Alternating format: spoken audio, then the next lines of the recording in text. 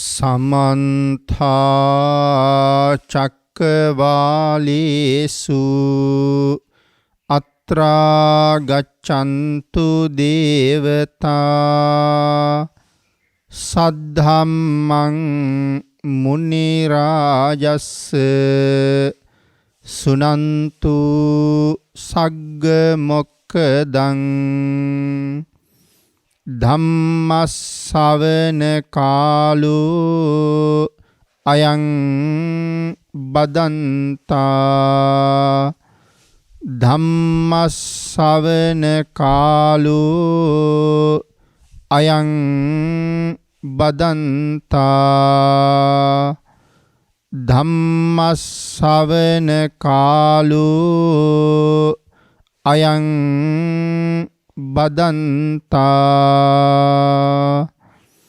නමෝ තස්ස භගවතු අරහතු සබ්බ ධම්මේසු අප්පටිහත ඥානචාරස්ස දස බලධරස්ස චතු වේසාරජ්‍ය විසරදස්ස සබ්බ සත්තුත්තමස්ස ධම්මිස්ස රස්ස ධම්ම රාජස්ස ධම්මස්සාමිස්ස තථාගතස්ස සබ්බඤුනෝ සම්මා සම්බුද්දස්ස නමෝ තස්ස භගවතු අරහතු සබ්බ ධම්මේසු අප්පටිහත ඥානචාරස්ස දස බලධරස්ස චතු වේසාරජ්‍ය විසරදස්ස සබ්බ සත්තුත්තමස්ස ධම්මිස්ස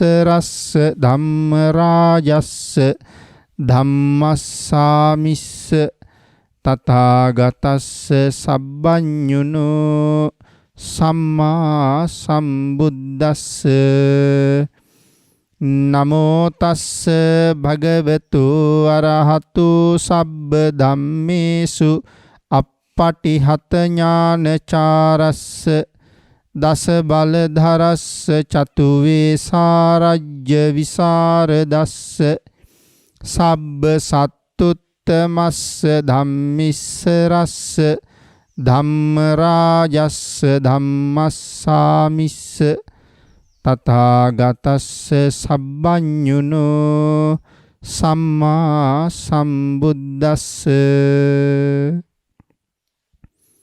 සද්ධර්ම ශ්‍රාවක කාරුණික ගුණගරුක බෞද්ධ පින්නතුනි, බොහෝම ශ්‍රද්ධාවෙන් යුක්තව සියලු දෙනාම සූදානම් වෙන්නේ තිලෝගුරු ශාන්තිනායක සම්මා සම්බුදුරජාණන් වහන්සේ විසින් ලෝක සත්වයන් පිළිබඳව අසීමිත දයාවෙන්, කරුණාවෙන්, මෛත්‍රියෙන් යුක්තව අවබෝධ කරගෙන දේශනා කොට වදාළ ඒ පරම ගම්බීර වූ ශ්‍රී සද්ධර්ම රත්නයෙන් බොහෝම පුංචි කොටසක් දේශනා කරවගෙන ධර්ම ගෞරවයේ පෙරදරි කරගෙන දේශනාගත ධර්මයේ ශ්‍රවණය කරන්නත්, එසේ ධර්ම ශ්‍රවණය කිරීමෙන් ලැබෙන අවවාද අනුශාසනා තම තමන්ගේ ජීවිතවලට එකතු කරගෙන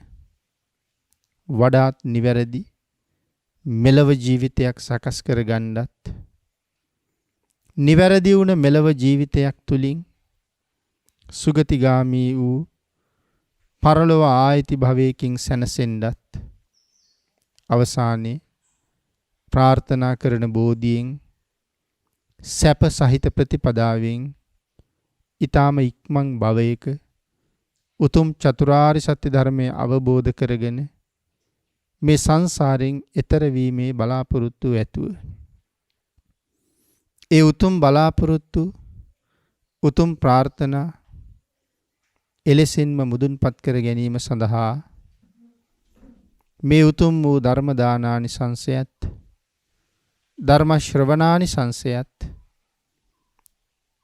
ඔබේ ජීවිත කාලය තුල ඔබ මෙතෙක් සිදු කරගත්ත සියලුම කුසල ධර්මයන්ගේ ආනිසංසයත් හේතු වේවා කියලා ප්‍රාර්ථනා කරනවා.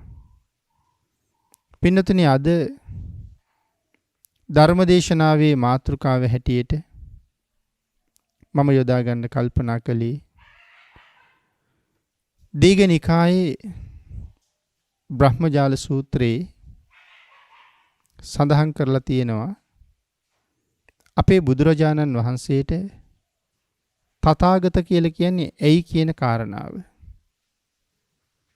අපි නිතර භාග්‍යතුන් වහන්සේට මේ තථාගත කියන වචනේ පාවිච්චි කරනවා.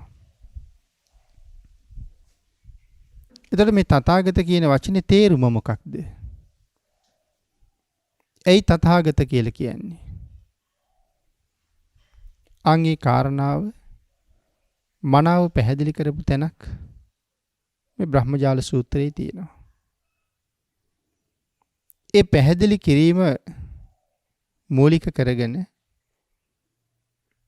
භාග්‍යතුන් වහන්සේට තථාගත කියලා කියන්නේ ඇයි කියන කාරණාව සදැහැති ලෝකයට දැන ගැනීම සඳහා අද ධර්මදේශනාවෙන් පැහැදිලි කරන්න කල්පනා කළා.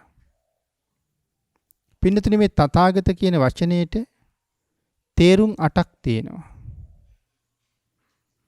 ඉතින් අපි අද දේශනාව තුළින් එහි පළවෙනි කාරණාව විතරයි සාකච්ඡා කරන්නේ. මම මුලින් සිහිපත් කරන්නම් ඇයි තථාගත කියන්නේ කියලා. කරුණු 8ක් නිසා භාග්‍යතුන් වහන්සේට තථාගත කියලා කියනවා. හැබැයි මේ තථාගත කියන වචනය අපේ බුද්ධ ශාසනයේ විතරක් නෙමෙයි තියෙන්නේ. අන්‍ය ශාසනවලත් තථාගත කියන වචනේ තියෙනවා. නමුත් අන්‍ය ශාසනවල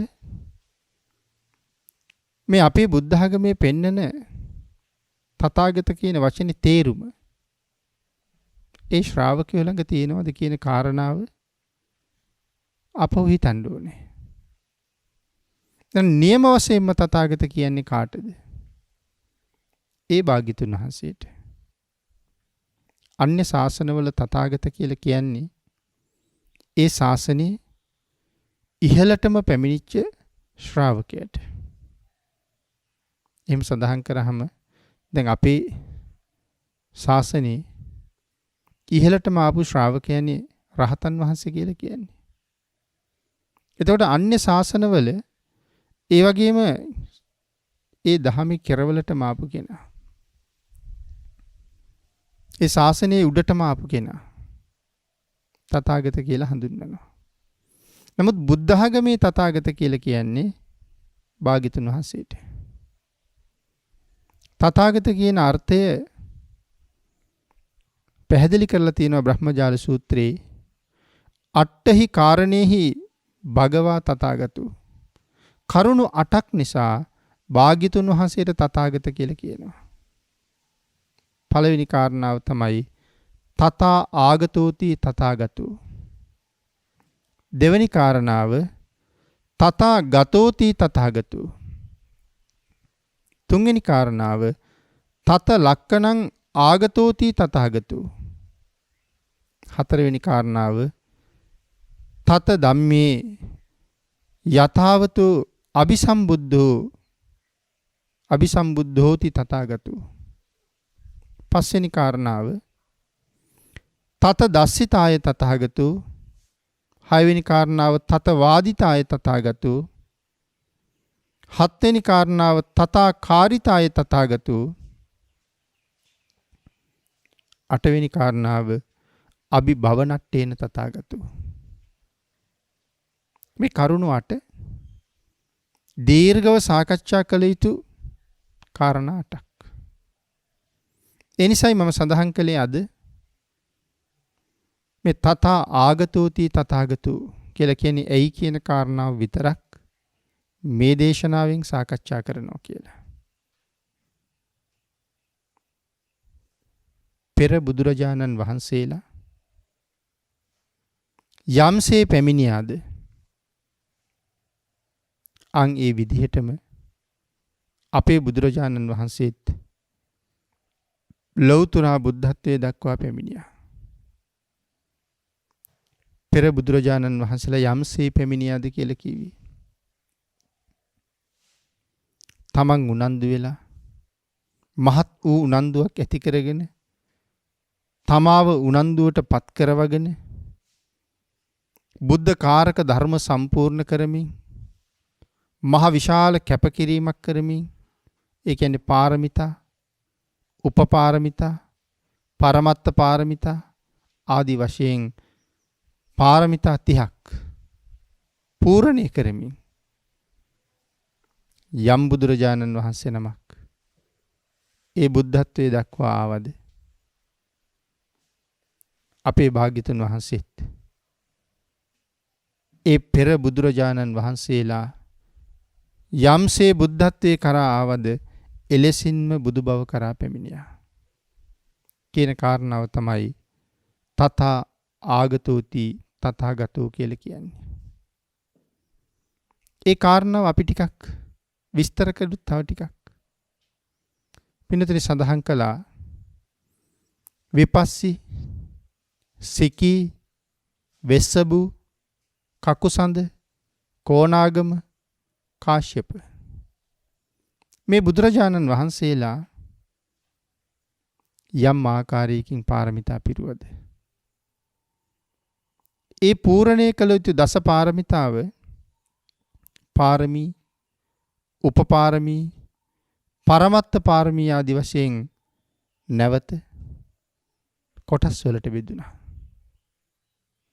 පාරමිතා කියලා කියන්නේ තමන් හරි හම්බ කරගත්ත ධනය අත්හැරලා දන් දෙනවා කියන එක. උපපාරමිතා කියලා කියන්නේ ඊට වඩා අමාරු කාර්යයක් කරනවා. ඒ තමයි ලෞතුරා බුදු බව වෙනුවෙන් තමන්ගේ ශරීර අවයව දන් දෙනවා. පරමත්ත පාරමී කියලා කියන්නේ ඊටත් වඩා අසීරුම කාර්යයක්. ලෞතුරා බුදු බව වෙනුවෙන් තමන්ගේ ශරීර මාංශය දන් දෙනවා. නැත්නම් ශරීරයේ ජීවිතය දන් දෙනවා. ඉතින් මේ ආදී වශයෙන් තමයි සෑම බුදුරජාණන් වහන්සේ නමක්ම පාරමිතා පුරන්නේ ප්‍රධාන කාරණා 10යි. ඒ 10 නැවත උපපාරමී, පරමත්ත පාරමී හැටියට සමත්‍රින්සත් පාරමීන් වශයෙන් සම්පූර්ණ කරනවා.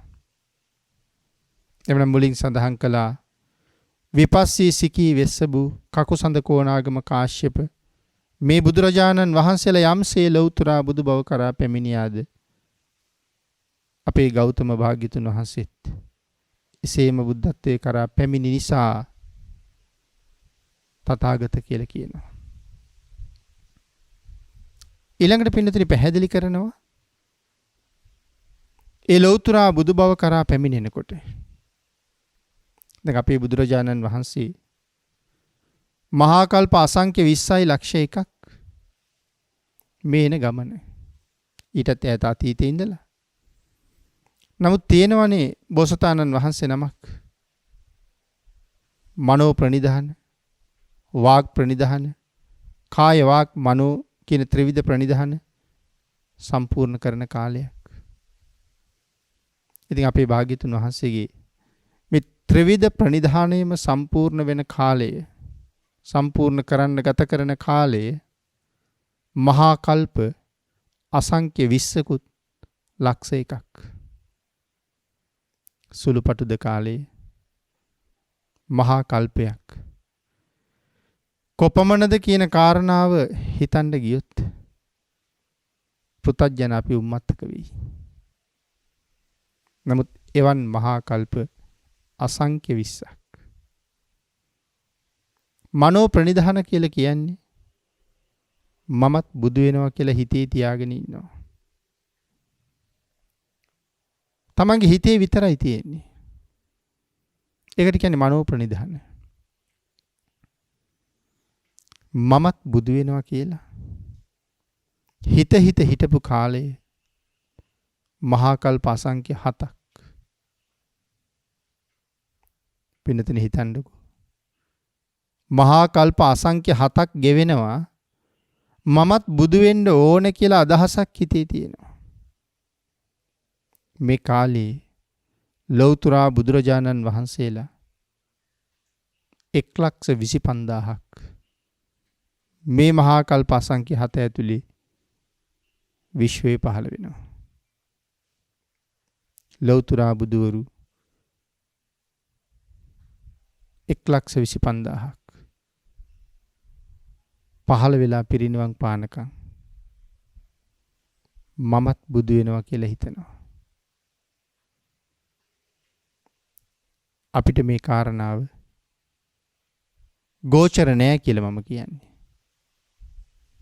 තේරෙන්නේ නෑ අපිට.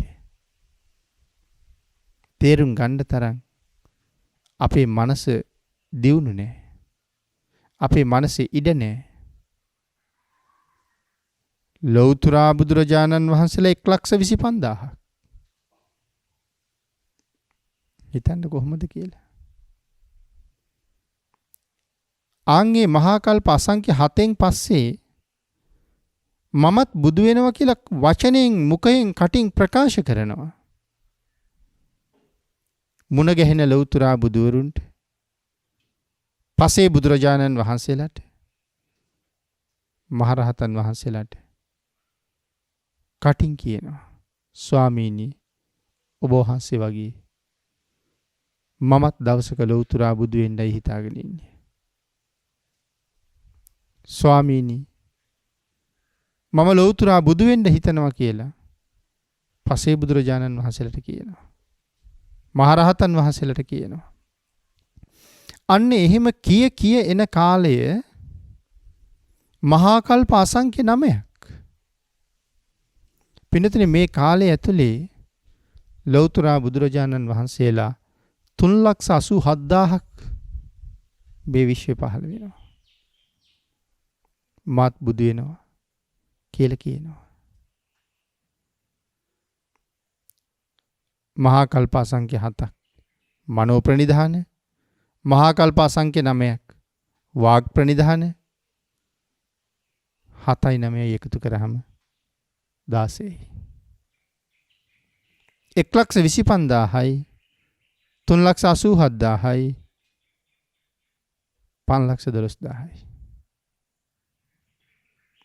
මහා කල්ප අසංඛ්‍ය 20යි ලක්ෂ 1යි මුළු කාලේ. තව කොච්චරද ඉතුරු? ඉතුරු මහා කල්ප අසංඛ්‍ය 4කුත් ලක්ෂ 1ක්. එතකොට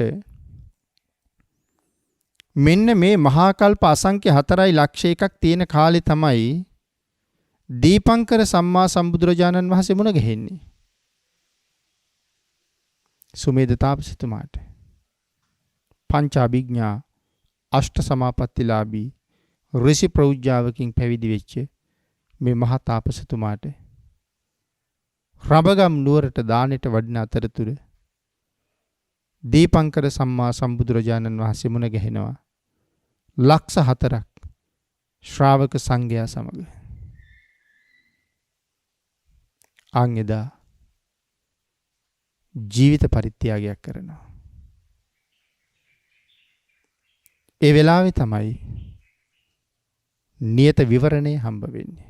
අනිවාර්යයෙන්ම මෙන්න මෙවන් කාල සීමාවක් ඉක්ම යෑමෙන් පස්සේ මෙනමින් ලෞතර බුදු වෙනවා කියලා. ආන් ඒ අවස්ථාව එළඹෙනකොට ඒ කියන්නේ මේ නියත විවරණය ලැබෙන වෙලාව වෙනකොට කාරණා 8ක් සම්පූර්ණ කරලා තියෙන්න ඕනේ. මේ කාරණා 8 සම්පූර්ණ නැති කාටවත් නියත විවරණ හම්බ වෙන්නේ නැහැ. මොනවද ඒ කාරණා 8? සඳහන් කළා manussත්තං ලිංග සම්පත්තින් හේතු සත්තාර දස්සනං පබ්බජ්ජා ගුණ සම්පatti අධිකාරෝච ඡන්දතා අට්ඨ ධම්ම සමෝදාන සමෝදාතා අට්ඨ ධම්ම සමෝදන්තා අබිනීහාරෝ සමිජ්ජති. මේ ගාථාව ඇතුලේ ඒ කරුණ වට තියෙනවා. අපි ඒක ටිකක් සාකච්ඡා කරමු. manussත්තං ලිංග සම්පත්තින් නියත විවරණයක් ලැබෙන්නේ මනුෂ්‍යාත්ම භාවයක ඉන්න කෙනෙකුට විතරයි. දෙවියෙකුට බුදු බව සඳහා නියත විවරණ ලබන්න බෑ. බ්‍රහ්ම රාජයෙකුට බුදු බව සඳහා නියත විවරණ ලබන්න බෑ. එහෙනම් ලෞතර බුදු බව වෙනුවෙන් ඒ ස්ථීර සාර නියත විවරණය ලැබෙන්නේ මනුස්ස ආත්මයේ ඉන්න කෙනෙකුටම විතරයි. ඒකයි සඳහන් කළේ මනුස්සත්තං. ඊළඟට සඳහන් කළා ලිංග සම්පත්තිය. මනුෂ්‍ය ආත්ම භාවයේ ඉපදුනත් මේ නියත විවරණේ හම්බ වෙන්නේ පිරිමි කෙනෙකුට විතරයි. පිරිමි ආත්මයක් තියෙන්න ඕනේ. ඒ නිසා සඳහන් කළා ස්ත්‍රියකට අවශ්‍ය නම් මෙවන් උදාර ප්‍රාර්ථනාවක් කරන්න. පාරමිතාවක් පුරන්න. ඇය මුලින්ම මොකටද පින්කම් කළ යුත්තේ? පුරුෂ ආත්ම භාවයක් ප්‍රාර්ථනා කරමින් ඇය පින් කළ යුතුයි. ඒ පින මෝරා ගිය තැන පිරිමි ආත්මයක් ලබලා එතන ඉඳලා ඇය ප්‍රාර්ථනා කළ යුතුයි ලෞතර බුදු වෙන්න. මනුස්ස ආත්මයක් ලැබුණට සඳහන් කරනවා මේ පුරුෂයෙක්ම විය යුතුයි නියත විවරණය ලබන්න. ස්ත්‍රියකට ඒ ලැබෙන්නේ නැහැ. නපුංසක කෙනෙකුට ලැබෙන්නේ නැහැ. පණ්ඩක කෙනෙකුට ලැබෙන්නේ නැහැ. එහෙම රෝගාබාධ නැති මනාව පුරුෂයෙකුටම ලැබෙනවා. ඊළඟට සඳහන් කළා හේතු සත්තාර දස්සන. මොනවද මේ හේතු කියලා කියන්නේ? නියත විවරණය ලබන වෙලාවේ උත්සාහ කළොත් ඒ ජීවිතයේදීම නැත්නම් ඒ මොහොතේදීම රහත් වෙන්න තරම් වාසනා ගුණ තියෙන්න ඕනේ. ඒ මොහොතේම රහත් වෙන්න තරම් වාසනා ගුණ තියෙන්න ඕනේ. ඒ කියන්නේ සසර එච්චර පුරාගත්ත පින් තියෙන්න ඕනේ. පින්තුනි සඳහන් කළානේ. දැන් අපේ මහ බෝසතාණන් වහන්සේ සුමේද තාපසතුමා හැටියට දීපංකර බුදුරජාණන් වහන්සේගෙන් නියත විවරණ ලබා ගන්න වෙලාවේ දීපංකර බුදුරජාණන් වහන්සේ බණපද දෙකක් දේශනා කරලා නැත්නම් 4 පද ගාථාවක මුල් පද දෙක දේශනා කරලා 3 වෙනි පදයේ දේශනා කරන්න කලින් අරහත්ත්වයේ ලබන්න තරම් නිකන් නෙමෙයි සිව්පිලි සිඹියා සහිතව අරහත්ත්වයේ ලබන්න තරම් වාසනා ගුණ තිබුණා කියලා. යම් බෝධිසත්වයෙකුට මේ 4 පද ගාථාවේ මුල් පද දෙක අහලා 3 වෙනි පදයේ දේශනා කරන්න කලින් අරහත්ත්වයේ ලබන්න පුළුවන් නම් අන් ඒ තරමට කුසල් මෝරලා ඉන්න බෝසත්වරුන්ට කියන්නේ ප්‍රඥාධිකයි කියලා. ඒ බෝසතාණන් වහන්සේට බුදු වෙච්චාම කියන්නේ ප්‍රඥාධික බුදු කෙනෙක් කියලා.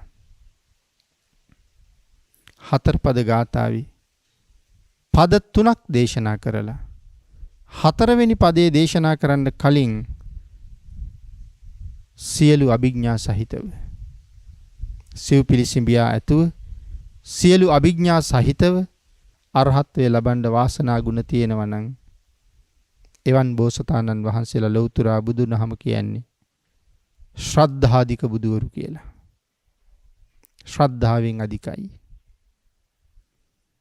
4 පදයෙම භාග්‍යතුන් වහන්සේ දේශනා කරලා ඉවර වෙනකොට සියලු අභිඥා ප්‍රාප්තව සිව්පිලි සිඹියා සහිතව මහරහත් බවට පත් වෙන්න තරම් වාග්ය වාසනාව තිබුණා නම් ඒ නියත විවරණ ලැබෙන වෙලාවේ මේ වාසනාව තියෙන්න ඕනේ.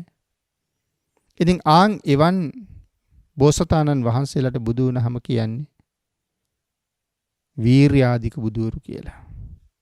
වීර්යාධික බෝසත්වරු, ශ්‍රද්ධාධික බෝසත්වරු, ප්‍රඥාධික බෝසත්වරු. ඒ බෝසත්වරුම තමයි ඒ විදිහටම බුදු බව ලබන්නේ. ප්‍රඥාධික බුදු කෙනෙක්, ශ්‍රද්ධාධික බුදු කෙනෙක්, වීර්‍යාධික බුදු කෙනෙක්.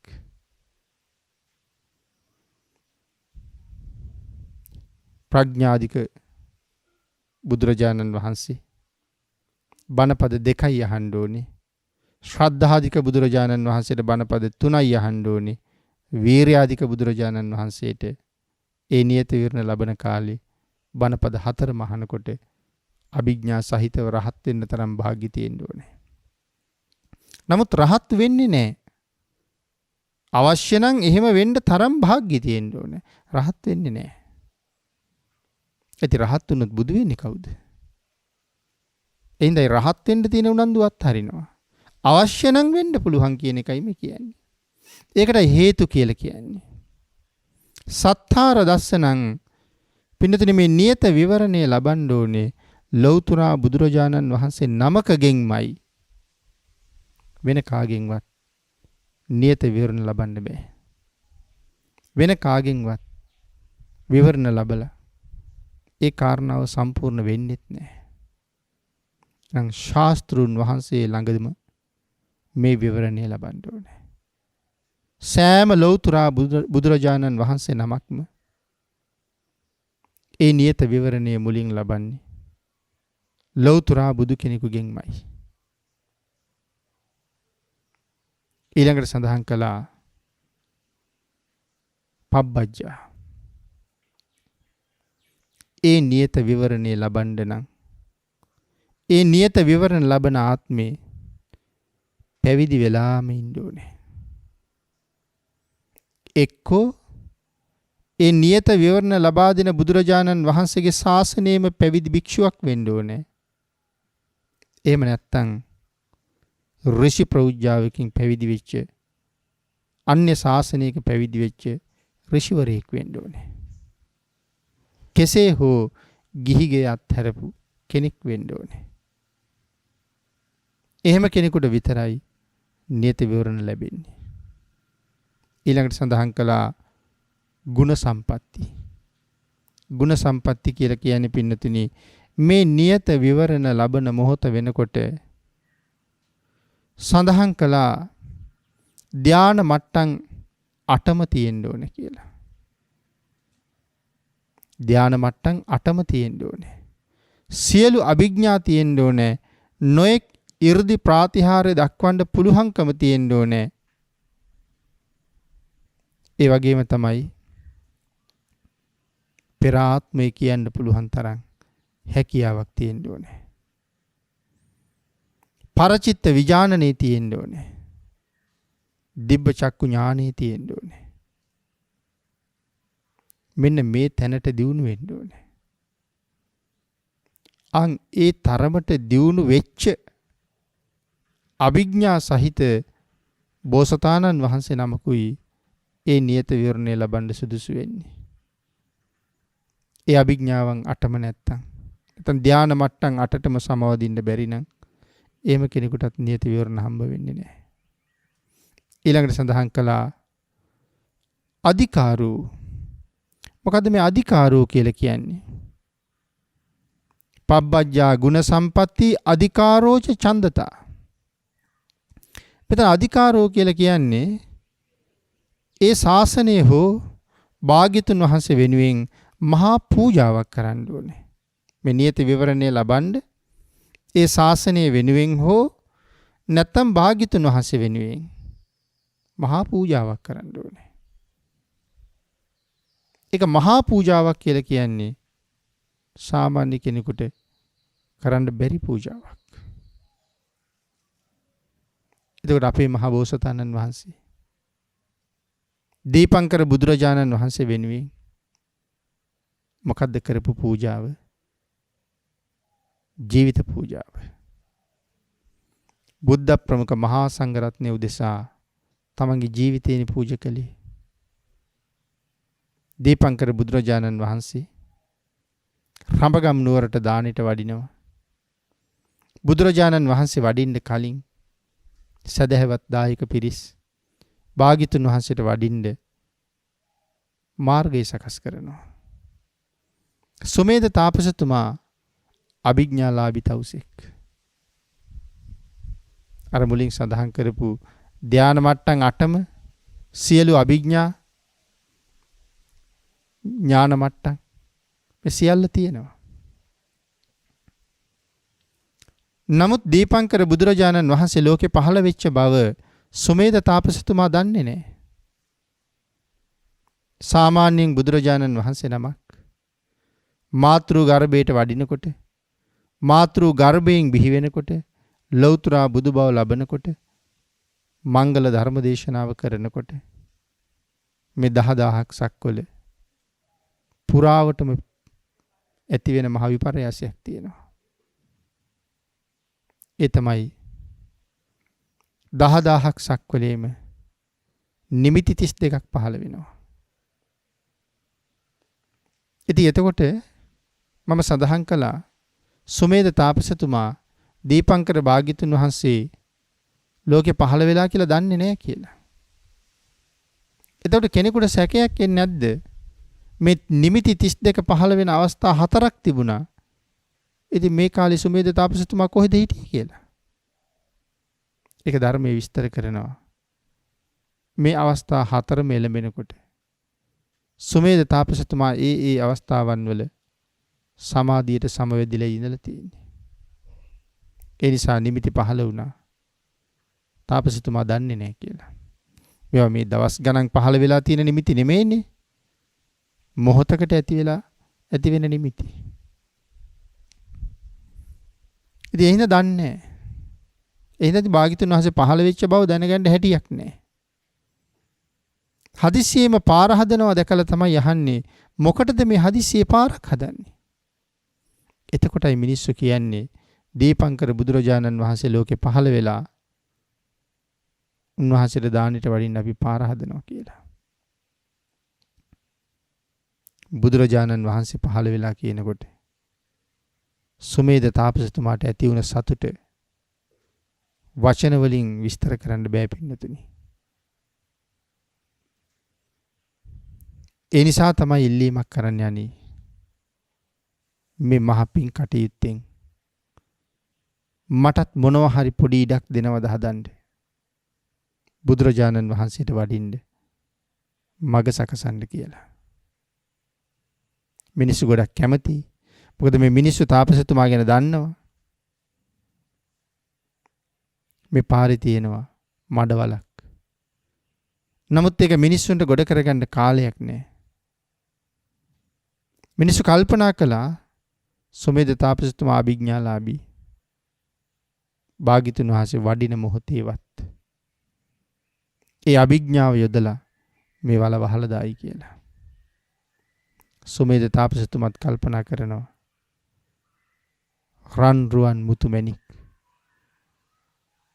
වරුසා වස්සවල මට මේ මඩවල ගොඩ කරන්න පුළුවන්.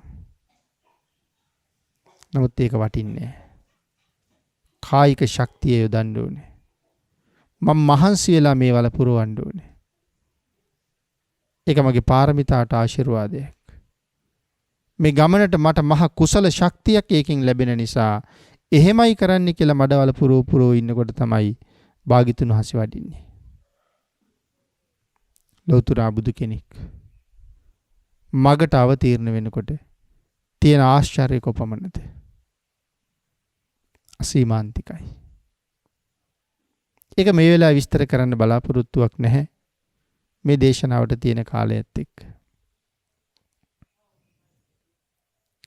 සුමේද තාපසතුමා මිනිසුන්ගේ සාදුකාර හඬ ඇහෙනවා. තාපසතුමා දිහා බලනවා. තමන්ගේ ශරීරේ පවා ෂඩ්වර්ණ රශ්මිය පැතිරෙනවා. කියන්නේ තමන්ගේ ඇඟෙන් පැතිරෙනව නෙමෙයි. බුද්ධ ශරීරයෙන් විහිදෙන ෂඩ්වර්ණ රශ්මිය ඒ පලාතෙම පැතිරිලා යනවනේ. එතකොට ගෙවල් වල, වහල වල, බිත්ති වල, කඳු සිකරවල, කැලෑවල, ගස්වල මිනිසුන්ගේ ශරීරයේ පවා වයි වාරණ වර්ණයි. ඒ කියන්නේ ෂඩ්වර්ණ රශ්මිය ආලෝකය පැතිරිලා ගිහින් ළඟ පුරාම පුදුම සුන්දරයි. මේ අසීමාන්තික බුද්ධ තේජස දැක්කහම සුමේද තාපසතුමාට දරා ගන්න බැරුව යනවා. ඉහේ මල් ගොන්නක් පිපිලා වගේ. දුටු මතින් හිතෙනවා අනේ මේ මහා පුරුෂ රාජයාණන්ට මම මොනවද අද පූජා කරගන්නේ කියලා. මුකුත් නැහැනේ අහසින් යන ගමන් මේ දැකලා බැස්සේ. තීරණය කරනවා මං අද භාග්‍යතුන් වහන්සේට මහා සංඝරත්නයට මට දෙන්න තියෙන උතුම්ම දේ දෙනවා. මං වැඩියෙන්ම කැමතිම දේ දෙනවා. ඒ මගේ ජීවිතේ. ජීවිතේනේ අපි හැමෝටම උතුම්. එහෙනම් මම ජීවිතේ දෙනවා. එහෙම තීරණය කරලා අර මඩවල මත දිගෑරෙනවා භාග්‍යතුන් වහන්සේ වඩින පැත්තට හිස හරවලා. සඳහන් කරනවා සුමේද තාපසතුමාට දිග කෙස් වැටියක් තිබුණා කියලා. ඒ කෙස් වැටිය ඉදිරියට එළනවා. නමුත් පස්සේ සුමේද තාපසතුමා හිස ඔසවලා බුදුරජාණන් වහන්සේ දිහා බලනවා. හුලං වැදෙන්න තේජවන්තව බැබලෙන ගිනි අඟුරක් වගේ. රන්වන් පාට බුද්ධ ශරීරයේ සුරක්ත වර්ණ චීවර ධාතුවෙන් වැහිලා යන්ත්‍ර වලින් විදිනවා වගේ බුදු සිරුරෙන් රශ්මි ධාරා විහිදෙන්නේ. ඒක සඳහන් කරනවා පින්නතුනි යන්ත්‍ර වලින් විදිනවා වගේ කියලා. නිකම්ම කඩා හැලෙනවා නෙමෙයි යන්ත්‍රයකින් විදිනවා වගේ රැස් විහිදෙනවා. භාග්‍යතුන් වහන්සේ ඉදිරියට කෙමෙන් වඩිනවා. මහ පොළොව කම්පා වෙනවා. සුමේද තාපසතුමා බුද්ධ ප්‍රමුඛ මහා සංඝරත්නය ලක්ෂ 4ක් උන්වහන්සේලා උදෙසා මාගේ ජීවිතේ පූජා වේවා කියලා ජීවිත පූජාව කරලායි තියෙන්නේ. සුමේද තාපසතුමාගේ ළඟට වැඩම කරපු භාග්‍යතුන් වහන්සේ තමන්ගේ ජීවිතේ පූජා කරපු මේ මහා පුරුෂයා කවුද කියලා බුදු නුවණින් බලනකොට භාග්‍යතුන් වහන්සේ හඳුනාගත්ත මේ කවුද කියලා. තමන් වහන්සේත් එක්ක වඩින ලක්ෂ 4ක් මහරහතන් වහන්සේලාට ආමන්ත්‍රණය කරලා මහණෙනි මේ ජීවිත පූජාවක් අපට කරලා තියෙනවා යම් පුරුෂයෙක්. නමුත් මේ පුරුෂයාගේ පිටට පය තියලා මේ වගුරෙන් එහා පැත්තට යන්න සමත් කෙනෙක් මම හැර මේ විශ්වයේ වෙන නැහැ. වෙන කිසිම කෙනෙකුට මේ පිට පාගන්න බෑ කියලා. භික්ෂුන් වහන්සේලා අහනවා ස්වාමීනි ඒකට හේතුව මොකක්ද කියලා. භාග්‍යතුන් වහන්සේ දේශනා කළා මහණෙනි මේ මඩවලේ දිගෑරිලා ජීවිත පූජාව කරලා තියෙන්නේ මේන් මහා කල්ප ලක්ෂයකුත් මහා කල්ප අසංඛ්‍ය 4කුත් ලක්ෂයක් ඇවෑමෙන් ලෞතර බුද්ධත්වයට පත් වෙන මහ බෝසතාණන් වහන්සේ.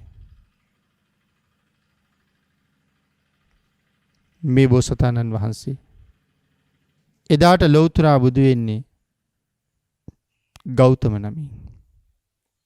ජම්බුද්දීපේ කපිලවස්තුවේ ශාක්‍ය වංශේ මහ පිං ඇති සුද්ධෝදන නම් මහරජෙකුට දාව මහා මායා නම් එකල පින්වන්ත ඒ මහ උත්තමාවියගේ කුස ඇසුරු කරගෙන තුසිතෙන් නික්මිලා මව් කුසට වැඩලා මනුලව ඉපදිලා අවුරුදු 29ක ගිහි කාමභෝගී ජීවිතයක් ගෙවලා අවුරුදු 29න් අබිනිෂ්ක්‍රමණය කරලා අවුරුදු 6ක දුෂ්කර ක්‍රියාවක් කරලා අවුරුදු 35න් ගයා විබෝධි මූලයේදී එහෙම නැත්තම් මා බුදු තැනම ඒ ලෞතර සම්මා සම්බුද්ධත්වයේ සාක්ෂාත් කරන මහ බෝසතාණන් වහන්සේ මේ ඉන්නේ. පින්වතුනි මේ විවරණය ලබා දෙනකොට මේ අහස මහ පොළොව කම්පා වෙනවා. මේ වෙලාවට අපි සඳහන් කරපු අර නිමිති පහළ වෙනවා. අහසින් මල් වැහි වරුසාවක් කෙරෙනවා.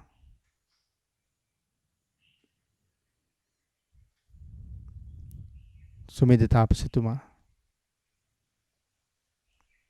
භාග්‍යතුන් වහන්සේගේ වචනේ අහගෙන ඉන්නවා. දීපංකර බුදුරජාණන් වහන්සේ සුමේද තාපසතුමා වටේට 3 වතාවක් ප්‍රදක්ෂිනා කරනවා. තමන් වහන්සේට ලැබෙන සමන් මල් මිටි 5ක් සුමේද තාපසතුමාට පූජා කරනවා. ඒ කියන්නේ භාග්‍යතුන් වහන්සේ සුමේද තාපසතුමා වටේට ප්‍රදක්ෂිනා කර කර සමන් මලින් පූජා පවත්වනවා. පූජා පවත්වලා බුදුරජාණන් වහන්සේ වඩිනවා. ලක්ෂ 4ක් මහරහතන් වහන්සේලා සුමේද තාපසතුමාට මල් පූජා කරනවා. එක රහතන් වහන්සේ නමක් එක මලකින් උපහාර දැක්වුවා නම් ඒත් මල් ලක්ෂ 4ක් නේ. මේ වෙලාවේ මොන තරම් මල් කන්දකින් සුමේද තාපසතුමා පිදුම් ලැබුවද? බුදුරජාණන් වහන්සේ ඇතුළු භික්ෂුන් වහන්සේලා වැඩියට පස්සේ සුමේද තාපසතුමා මල් ගොඩ මතින් නැගිටිනවා. ඒ මල් ගොඩ උඩම වාඩි වෙනවා. වාඩි වෙලා කල්පනා කරනවා මට භාග්‍යතුන් වහන්සේ මෙහෙම කීවා. ලෞතර බුදුවරුන්ගේ වචන කවදාවත් වෙනස් වෙන්නේ නැහැ. අහසට විසි කරන ගලක්. විසිකල පුද්ගලයාගේ වීරිය ඉවර වෙනකොට, ශක්තිය ඉවර වෙනකොට ගලාපහු බිමට එනවා. අපේ ශක්තිය තියෙනකන් ගල ඉහළට යනවා. අපේ ශක්තිය යොදාපු ශක්තිය ඉවර වෙනකොට ගල පහළට එනවා. ඒක මේ ලෝකේ අනිවාර්යයෙන්ම සිදුවෙන දෙයක්. ඒ ගල කවදාවත් උඩ රැඳෙන්නේ නැහැ. භාග්‍යතුන් වහන්සේගේ වචනේ කවදාවත්ම බොරු වෙන්නේ නැහැ. මට බුදු වෙන්න පුළුවන් කියලා දේශනා කළා. පෙර බුදුවරු ලෞතර බුදු බව සඳහා මොනවද කළේ? සුමේද තාපසතුමා තමන්ගේ හිත දිහා බලහම උන්වහන්සේටම වැටහෙනවා පාරමිතා 10ක් ලෞතර බුදු බව වෙනුවෙන් පූර්ණේ කළ යුතුයි. ඒ පාරමිතා 10 උපපාරමිතා පරමත්ත පාරමිතා ආදි වශයෙන් මුල් 10ත් එක්ක ආකාර 30කින් සම්පූර්ණ කළ යුතුයි.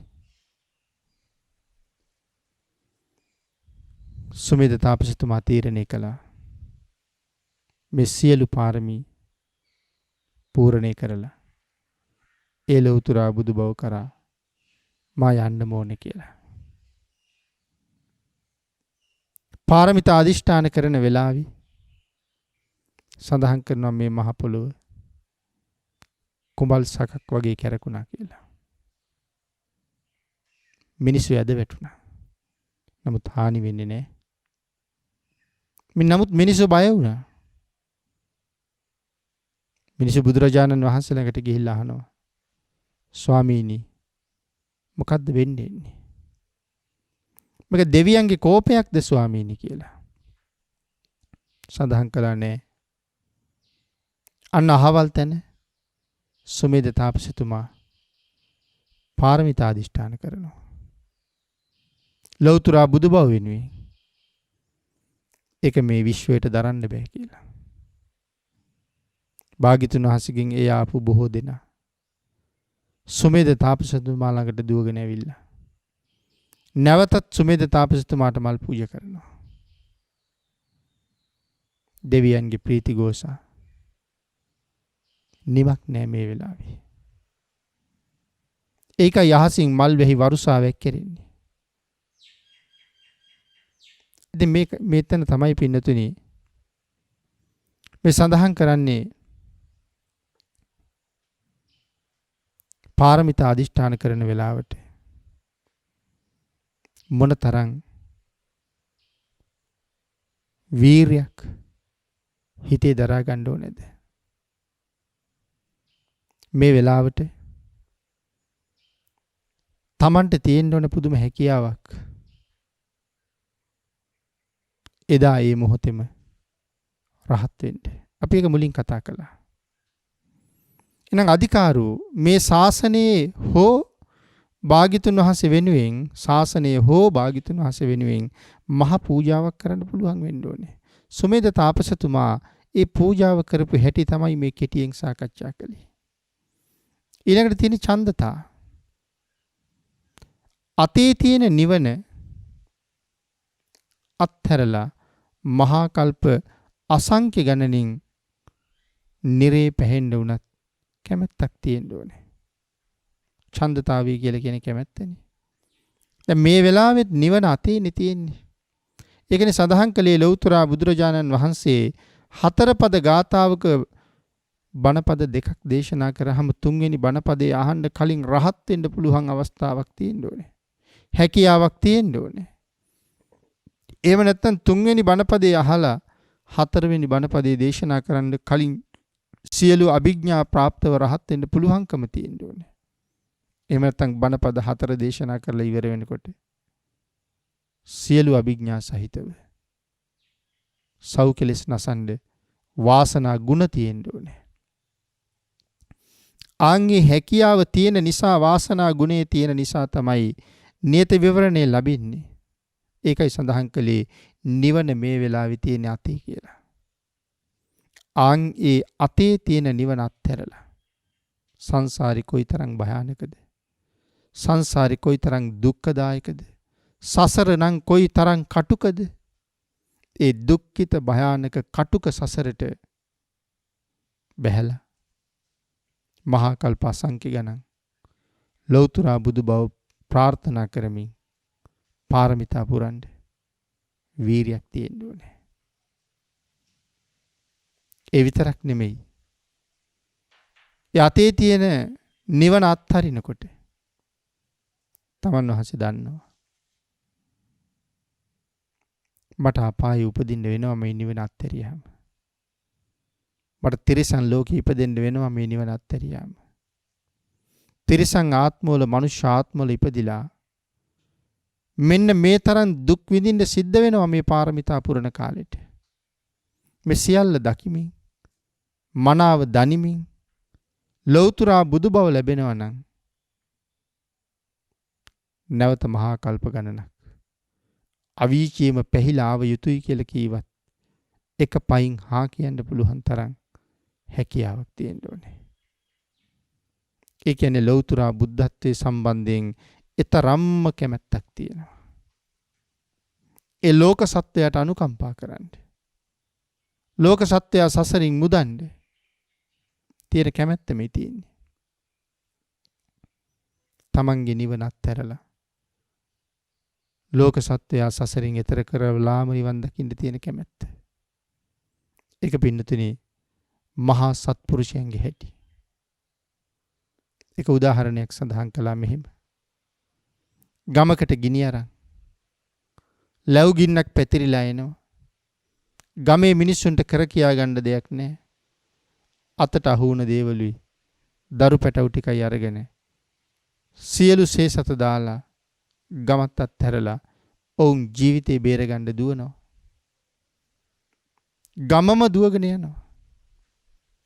දුවගෙන යනකොට ඔවුන්ට හම්බ වෙනවා ගඟ කට ගාවට පිරීලා ගලනවා. දැන් ඉතින් බොහෝ දෙනා ගඟට පැන්නත් මැරෙනවා. ඉවුරේ හිටියත් පිච්චිලා මැරෙනවා. නමුත් මෙතන ඉන්නවා. කට ගාවට පිරීලා ගලන මේ ගඟට පැනලා පීනන්න පුළුවන් අය. එවන් අය ගඟ ගාවට ඇවිල්ලා ගඟට පැනලා ඉතරට පීනනවා. සඳහන් කරනවා. එහෙම නෙමෙයි මෙතෙන්ට මහා සත්පුරුෂයෙක් ආවොත් ඒ වීරියවන්ත සත්පුරුෂයා තනියම නම් පීනන්නේ නැහැ කියලා. විලාප කී අඬන මෙතර ඉන්න සියලු දෙනාමත් අරගෙනම ඊතර යන්න හිතාගෙන ඔහු පහුරු බඳිනවා. බැරි වුණොත් ඔවුන් එක්කම විනාශ වෙනවා. එහෙනම් මේ මහා සත්පුරුෂයාගේ අරමුණ මම යනවා නම් මේ ඇත් අරම්මයි. එහෙම නැත්නම් ඔවුන් එක්ක මමත් මියදෙනවා. ලෞතර බුදු කෙනෙක් කියන්නේ එහෙම සත්පුරුෂයෙක්. තනියම පීනලා සසර කෙරවල කරන්න පුළුවන් අය කොච්චර ඉන්නවද? තනියම පීනලා ගඟෙන් එතර වෙන්න පුළුවන් අය වගේ සසර කෙරවල කරන්න පුළුවන් අය. පසේ බුදුරජාණන් වහන්සේලා, මහරහතන් වහන්සේලා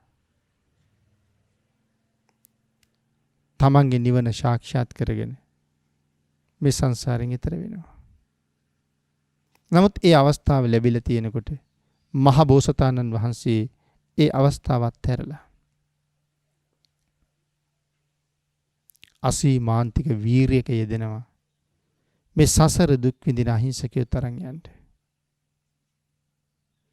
අන්න ඒ වගේ අපේ මහ බෝසතාණන් වහන්සේටත් දීපංකර භාග්‍යතුන් වහන්සේගෙන් බණපද දෙකක් අහලා 7 වෙනි බණපදයේ දේශනා කරන්න කලින් සියලු අභිඥා සහිතව අරහත්ත්වයේ ලැබලා සසරින් මිදෙන්න තිබිච්ච අවස්ථාවත් හැරියා. මේ සංසාර ගමනේ තවත් නොඑක් කෝටි ප්‍රකෝටි ගණනින් ආත්මවල තනියම නිවන් දකින්න නම් අවස්ථාව ලැබුණා. නමුත් ඒ සියල්ල අත්හැරියා. කවුරු වෙනුවෙන්ද? මේ සංසාරේ දුක් විඳින ඔබ වෙනුවෙන්, මම වගේ අය වෙනුවෙන්. අපිටම අනුකම්පා කරලයි ඒ නිවන අත්හැරියේ. මහ පුරුෂයන් වහන්සේ ඔබ මම වෙනුවෙන් කොයි තරම් කැපකිරීම කළාද? අන් ඒකයි පිණිතරි ඡන්දතා. සසරින් මිදෙන්න තියෙන කැමැත්ත අත්හැරලා ලෞතර බුදු වෙන්න වීරිය වඩන්න පාරමී පුරන්න කැමැත්තක් තියෙන්න ඕනේ. මේ කාරණාව තමයි බෝසතාණන් වහන්සේ ළමක් නියති විවරණ ලබනකොට තිබිය යුතු විශේෂිත කරුණු 8ක් ගැන සඳහන් කළා යට. ඊළඟට පිළිතුරු සඳහන් කළා විවිධ පරිත්‍යාග කරන්න ඕනේ. වරක් නෙමෙයි. 100,000 වර, ලක්ෂ කෝටි වර පරිත්‍යාග කරන්න ඕනේ. ඒවට කියනවා විශේෂයෙන් පංච මහා පරිත්‍යාග කියලා. ඒවා විශේෂ පරිත්‍යාග අත්හරින්න අමාරුයි. තණ්හාව තියෙන නිසා අත්හරින්න බැරි දේවල් අත්හරින්න පුළුවන්කම තියෙන්න ඕනේ. අත්හරින්න බැරි දේවල් අත්හරින්න පුළුවන්කම තියෙන්න ඕනේ. අපිට බෑනේ එහෙම. අපිට අත්හරින්න බැරි දේවල් අත්හරින්න හරි අමාරුයි. අපි ලක්ෂ ගණන් වියදම් කරලා දන් දෙනවා. හිතන්නකෝ. ලොකු අත්හැරීමක්. නමුත් හිතන්නේ ඒ ලක්ෂ ගාන පිළිබඳව අල්ප මාත්‍ර තැකීමක් නැතුව ඒ ලක්ෂ ගාන අත්හැරපු පුද්ගලයා. අපි කියමු ඒ ගෙදර තියෙනවා අලුතෙන් ගෙන ආපු සෝපාවක්. කෙනෙක් ඉල්ලනවා මේකෙන් එක පුටුවක් දෙන්න කියලා. පුළුවන් දෙයක් අත්හරින්න. ලක්ෂ ගණන් ආහාර පාන අත්හැරියට ඒක අත්හරින්න බෑනේ. පාවිච්චි කරන වාහනේ කෙනෙක් ඉල්ලයි. අත්හරින්න පුළුවන්ද? අත්හරින්න බෑනේ. තමන් සතු විශේෂිත දෙයක් ඉල්ලයි. අත්හැරිය හැකිද? හිතලා බලන්න. නමුත් පංච මහා පරිත්‍යාග කියලා කියන්නේ ඊට වඩා හුඟක් එහා ගියපු දෙයක්. මොනවද මේ? අංග පරිත්‍යාග. ශරීරාංග අත්හරිනවා. නයන පරිත්‍යාග. තමන්ගේ ඇස් දෙක දන් දෙනවා. ඒ ඇස් දෙක දන් දෙන්නේ තමන්ට ඇස් වලින් වැඩක් නැති වෙලාවට නෙමෙයි. ඒ ඇස් වලින් හොඳටම ප්‍රයෝජන තියෙන වෙලාවටයි ඇස් අත්හරින්නේ. ඒ අත්හැරීම ගැනයි මේ කියන්නේ. අංග පරිත්‍යාග, නයන පරිත්‍යාග, ධන පරිත්‍යාග, රාජ්‍ය පරිත්‍යාග. රං රිදී මුතු මැණික් පිරිච්ච ගබඩාවල් දොරවල් හතර පැත්තෙන් ඇරලා ඇති හැකි හැම කෙනෙක්ම කැමති තරම් අරන් යන්න කියලා අනබැර යොදලා පසෙකට ගිහිල්ලා සතුටු සිතෙන් හිනහ වෙවි තමන්ගේ වස්තු අරන් යන දිහා බලාගෙන ඉන්නවා. කවුද ගන්නෙ? ධනපතියෙක්ද? යාචකයෙක්ද? සාමාන්‍ය කෙනෙක්ද? මොනවා කවුරු ගත්තත් කමක් නැහැ. ඒ අරන් යන දිහා බලාගෙන ඉන්නේ පුදුම සතුටින්. නමුත් හිතන්නකෝ අපිටත් එහෙම පුළුවන්ද? අපි සන්තක දෙයක් කවුරු හරි අරන් යනවා දැක්කොත් ඒක සතුටින් අත්හරින්න පුළුවන්ද? සමහර වෙලාවට කණ්ඩ බොණ්ඩ නැති මිනිහෙක් වත්තෙන් මොන හරි කඩාගෙන ගියොත් ඒ මිනිස්යාට සමහරලාට රෝහලේ නතර වෙන්න වෙයි. ගුටි කාලා. නමුත් මහ බෝසතාණන් වහන්සේ මේ ධන පරිත්‍යාග කියනට කොහොමත් හැරියද? රාජ්‍යත් හරිනවා. හැම අතින්ම ශාස්ත්‍රීක වෙච්ච, හැම අතින්ම සම්පූර්ණ වෙච්ච, ඊටාම කීකරු රාජ්‍ය සේවකයන් සහ රටවැසියන් ඉන්න රටවල් අත්හැරියා. ඊළඟට සඳහන් කළා පුත්ත ධාරා පරිත්‍යාග. අඹ දරුව දන් දුන්නා. දරුව දන් දෙනවා කියලා කියහම අකීකරු දරුව නෙමෙයි. ලෙඩ වෙච්ච අය නෙමෙයි. අංග විකල අය නෙමෙයි. රුව ලස්සන නැති අය නෙමෙයි. ඉගෙන ගන්න බැරි අය නෙමෙයි. ඊටාම කීකරු දරුවෝ. රුව ගුණ වලින් ඊටාම උසස් අය. ප්‍රඥාවෙන් ඉහළට ආපු අය. නිරෝගී බවින් මනා සම්පූර්ණ අය. අන්තිම ජීවිතේ වෙස්සන්තර මහරජුරු දුවයි පුතයි දන් දෙන්න යනකොට අම්මා එනකන් ආයේ කවදාවත් ගොඩට එන්නේ නැහැ කියලා හිතාගෙන පොකුණට පැනලා හැංගුණත් රජුරු ඇවිල්ලා පුතේ කියලා අඬ ගහනකොට ජාලිය කුමාරයා කල්පනා කළේ මගේ තාත්තා මට අඬ ගහන්න තවත් වතාවක් වෙහෙසෙන්න කලින් මා යා යුතුයි තාත්තා ගාවට. තාත්තා තව වතාවක් වෙහෙසෙනවා කියලා කියන්නේ මං වාගේ පුතෙකුට ඒක තරම් නැති වැඩක්. දියණිය හිතන්නේත් එහෙමයි. ඒ තරම්ම කීකරුයි. අපි අද 10-15 වතාවේ අඬ ගැහුවත් ඇහෙන්නේ නැහැ වගේ ඉන්නවනේ. එහෙම අය නෙමෙයි දන් දෙන්නේ. මෙච්චර කීකරු අය. රුව ගුණ පිරිච්ච අය. ඥාණයෙන් උසස් අය. ඊටාම ප්‍රිය බිරින්දෑවරු. සැප විඳින්න දන් දෙනවත් නෙමෙයි. දරුවෝ දන් දෙන්නෙත් එහෙම නෙමෙයි. යාචකයන්ට බැල මෙහෙවරකමට සමහරලාට යක්ෂයන්ට කොටි සිංහ ආදී භයානක සත්තුන්ට දානය කරලා දෙනවා. සල්ලාලයන්ට දෙනවා බිරිඳ. එහෙම පංච මහා පරිත්‍යාගයක් කරන්න ඕනේ. එතකොට හිතනවද? එහෙම සත්තුන්ට ආහාරය පිණිස දෙනකොට ඒකත් පාරමිතාද කියලා. ප්‍රාණඝාත නැද්ද එතකොට කියලා. පිළිතුර ඒක වෙනම විසඳන්න ඕනේ කතාවක්. මේ බුදු පිරිස සංසාරයකට එන පිරිසක්. සමහර තැන්වල භාග්‍යතුන් වහන්සේ දේශනා කරන්නේ මහණෙනි එදා ඒ හිටිය පිරිස මේ බුදු පිරිසමයි කියලා. එකඟතාවයකින් මේ ගමනේ ඉන්නේ. තමන් සසරින් මිදෙන්නත් ලෝක සත්වයා සසරින් මුදවන්නත්. උදාහරණයක් මෙහෙම සඳහන් කළොත් පවුලෙම කට්ටිය හිරේ දාලා ගත්ත ණයක් ගෙව්වේ නැහැ කියලා. ඉතින් කවදා හරි ණය ගෙවහම තමයි හිරෙන් නිදහස් වෙන්නේ.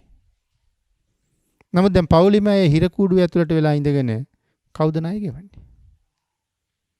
ආන් ඒක නිසා පවුලේ අයට කතා කරලා හිර කූඩුවේ ඉන්න තාත්තා යෝජනාවක් කරනවා. අපිට මැරෙන්න වෙන්නේ හිර ගෙදර ඇතුලේ. මේකෙන් එළියට යන්න ණය ටික ගෙවන්න ඕනේ. ඔගොල්ලෝ එකඟද? කිසිම කලබලයක් නොකර කවදා හරි දවසක මම එළියට ගිහිල්ලා සල්ලි හොයලා ණය ගෙවලා ඔගොල්ලෝ බාර ගන්නකම් කලබල නැතුව ඉන්නවා කියලා එකඟ වෙනවද කියලා අහනවා. සියලු දෙනාම එකඟයි. ඔබ අපි බේර ගන්න බව දන්නවා. කවදා හරි ඇවිල්ලා බේර ගන්න. අපි එතෙක් මේ කැපකිරීම කරනවා. තාත්තා රජුරවන්ට කියලා එළියට යනවා. කෙසේ හෝ වෙච්ච ණය ගෙවලා මේ අය බේර ගන්න එනවා. අන් ඒ වගේ තමයි මේ බුදු පිරිස. එකඟයි ඕන දෙයකට. එලෞතුරා බුද්ධ රාජ්‍ය ලබා ගැනීම සඳහා ඔවුන් විසින් කළ යුතු ඕන කැපකිරීමක් දෙපාරක් හිතන්නේ නැතුව කරනවා. යශෝදරා රහත් මෙහෙණින් වහන්සේ පිරිනිවන් පාන දවසේ බුදුරජාණන් වහන්සේට ඒ බව කියනවා. ස්වාමීනි මට පිරිනිවනට වඩින්න අවසරයි. ස්වාමීනි භාග්‍යතුන් වහන්සේ දුක්ඛදායක සසරෙන් සදහට මෙතර වෙන්න අවසරයි. මේ සංසාරයෙන් එතර වෙන්න ඔබ වහන්සේ මට කොයිතරම් අනුග්‍රහ කළාද? ස්වාමීනි මේ සංසාරයෙන් අපිව එතර කරන්න ලෞතර බුදු බව ලබන්න ඔබ වහන්සේ දාන පාරමිතාව සම්පූර්ණ කරන වෙලාවේ මාව කී පාරක් සල්ලාලයන්ට දුන්නද? දානයක් ඇටියට මාව කී පාරක් යක්ෂයන්ට දුන්නද? මාව කී පාරක් දාසකමට දුන්නද? මේ ආදී කරුණු රාශියක් කී ස්වාමීනි කවර කවමදාකවත් අල්ප මාත්‍ර අමනාපයක් ඔබ වහන්සේ ගැන මගේ හිතේ තිබුණේ නැහැ. මම සතුටින්ම මේ හැමෝම එක ගියේ. මම දන්නවා මේ සියලු දුක කෙරවල මට මේ නිවන තියෙනවා කියලා. ආන් ඒ නිසා බොහෝ දෙනාට සැකයි මේ අඹදරුව දන් දෙනවා කියනකොට. ඒක තේරුම් ගන්න පොඩි උදාහරණයක් මම ඒ කිව්වේ. ඊට අමතරව ජීවිත පරිත්‍යාගයක් කරන්න ඕනේ. එකක් නෙමෙයි 100,000 වර ජීවිත පරිත්‍යාග කරනවා. ලෞතර බුද්ධත්වයේ වෙනුවෙන්. පින්නතුනි මේ ටිකට අමතරව සතර සතිපට්ඨාන, සතර සම්‍යක් ප්‍රධාන වීරිය, සතර ඉරිදිපාද, පංච ඉන්ද්‍රිය, පංච බල, සප්ත බෝධ්‍යංග, ආර්ය අෂ්ටාංගික මාර්ගය. මේ සත්‍තිස් බෝධිපාක්ෂික ධර්ම. ඒ ලෞතර බුදු බව වෙනුවෙන් මනාව වඩන්න ඕනේ. පාරමිතා පුරන කාලේ මේ හැම දෙයක්ම මනාව පූර්ණේ කරනවා. ඒ නිසා සඳහන් කළා යතේව ලෝකම්හි විපස්සයාදීෝ. යම් විදිහකට මේ ලෝකේ විපස්සයාදී බුදුවරු සබ්බඤ්ඤු භාවං මුනයෝ ඉදාගතා සර්වඥ භාවයට ඒ ප්‍රඥෝ මෙහි පැමිණිසේක්ද තථා අයං සක්්‍ය මුනි තථා අයං සක්්‍ය මුනීපි ආගතු ආංගී ආකාරයෙන්ම මේ ශාක්‍ය මුනින්ද්‍රයන් වහන්සේත් පැමිණිසේක. තථාගතු උච්චති තේන චක්කුමා. ඒ හේතුවෙන් තථාගතයයි අපි උන්වහන්සේට කියනවා. උච්චති තේන චක්කුමා. ඒ චක්කුමා කියලා කියන්නේ ඇස් ඇතියානන් වහන්සේ. ඇයි බුදුරජාණන් වහන්සේට ඇස් ඇතියානන් වහන්සේ කියලා කියන්නේ? භාග්‍යතුන් වහන්සේට ඇස් ගොඩක් තිබුණා. ඒකයි ඇස් ඇතියානන් වහන්සේ කියලා කියන්නේ. ඒ කියන්නේ මොන වගේ ඇස්ද? සඳහන් කළා මේ මාංශ චක්කුවට අමතරව දිබ්බ චක්කුව තිබුණා. දිව්‍යමය ඇස. සමන්ත චක්කු සියල්ලම දකින ඇස. බුද්ධ චක්කු බුදු ඇස. ධම්ම චක්කු දහම් ඇස. ඥාන චක්කු මේ ලෝකේ සියල්ල ස්පර්ශ කරන ඥාන චක්කු ඥානේ නැමැති සර්වඥතා ඥානේ නැමැති ඇස භාග්‍යතුන් වහන්සේට තිබුණා.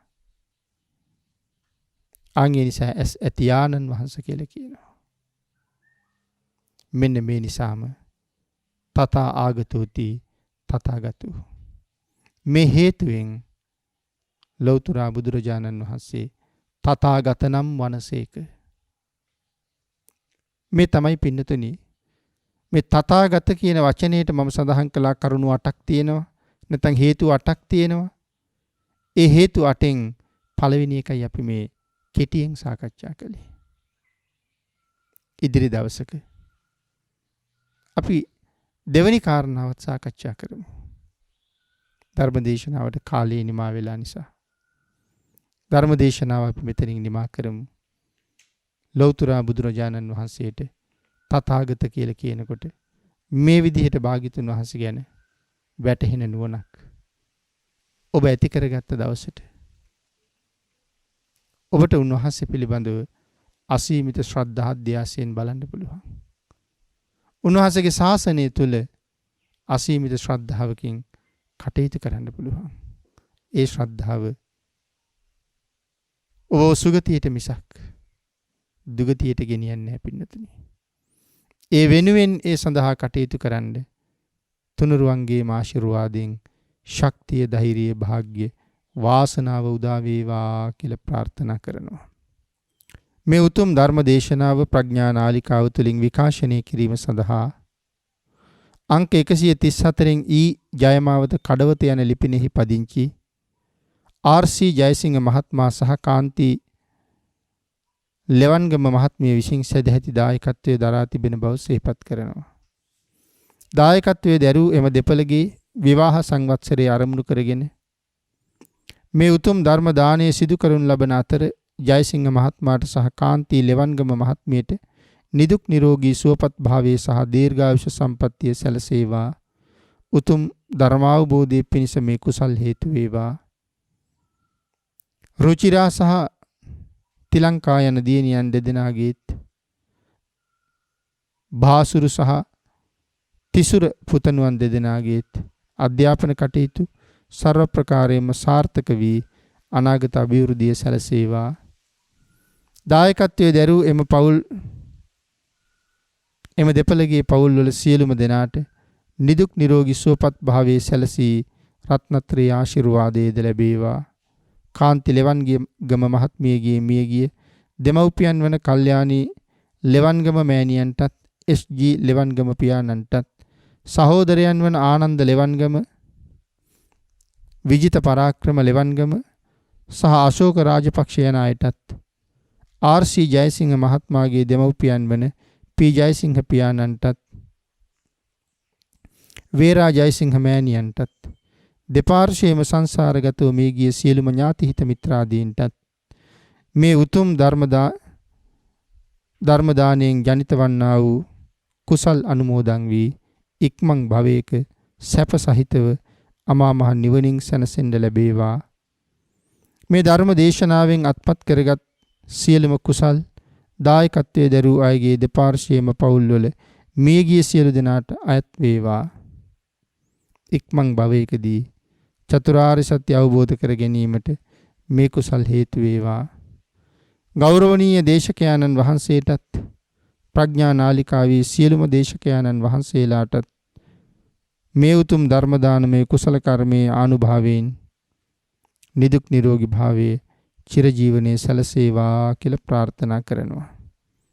ජයසිංහ මහත්මයාත් ලෙවන්ගම මහත්මියත් ආශිර්වාද කළ සියලු දෙනාටම රත්නත්‍රයේ ආශිර්වාදය ලැබේවා.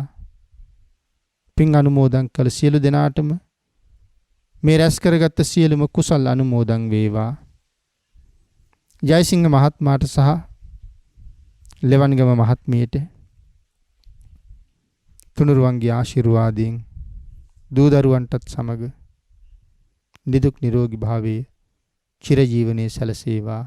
හැම කෙනෙකුටම ප්‍රාර්ථනීය බෝධියෙන් අමා මහ නිවනින් සැනසීම සඳහා මේ කුසල් හේතු වාසනා වේවා කියලා ප්‍රාර්ථනා කරනවා. ආකාසට්ඨා ච බුම්මට්ඨා දේවා නාග මහිද්దికා පුඤ්ඤන්තං අනුමෝදිත්වා චිරං රක්ඛන්තු ලෝක සාසනං දේවෝ වස්සතු කාලේන සස්ය සම්පatti හේතුච පීතෝ භවතු ලෝකෝ ච රාජා භවතු ධම්මිකෝ. මෝහක්ඛයෝ නිබ්බානං